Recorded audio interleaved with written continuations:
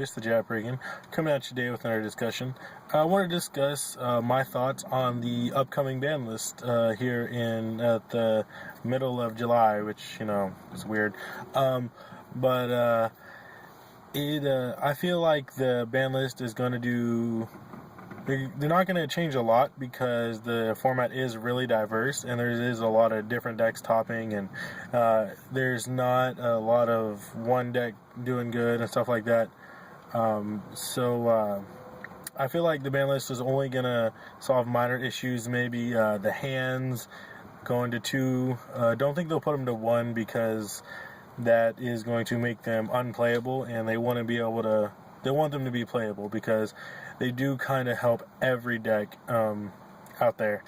The next card is kind of Soul Charge. That's another big topic. And I don't think that they're really going to hit Soul Charge because, in a way, the card is pretty balanced.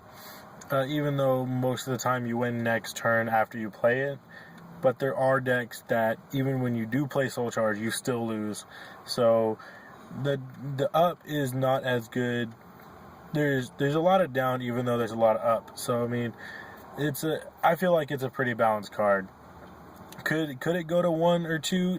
Definitely. It is an amazing card that could be semi-limited or limited, but I don't think that they're gonna do that. The next thing that I feel like is gonna happen is they're going to really push the Lightsworn and Shaddoll stuff that is going to be coming out soon. Because the Lightsworn stuff comes out at the end of this month, and they really want to push that. And then, pardon the cameras, I'm holding it because I don't got my tripod.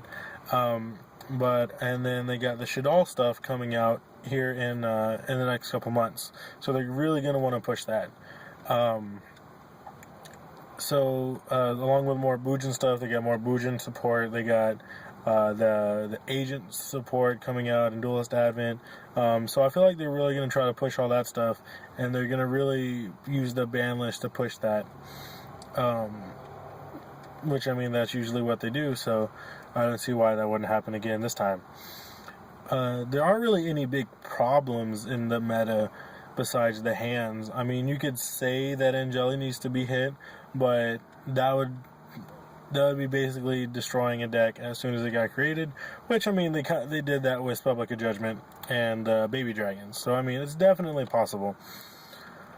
Next, I mean, Angeli, I could definitely see Angeli going to 1 because she does create a lot of OTKs, and as we've seen in the past, Konami likes to get rid of cards or certain cards or combinations of cards that cause OTKs to prevent them from happening and cause more interaction between players, which, I mean, that's basically the whole point of the game.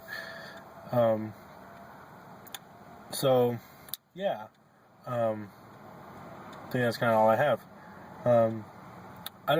Like I said, I don't think the ban list is going to do too much. They're going to push their future stuff. They're going to fix the hands, hopefully, even though most people only run 2, but, it will prevent decks from running 3 and 3. So those are my thoughts.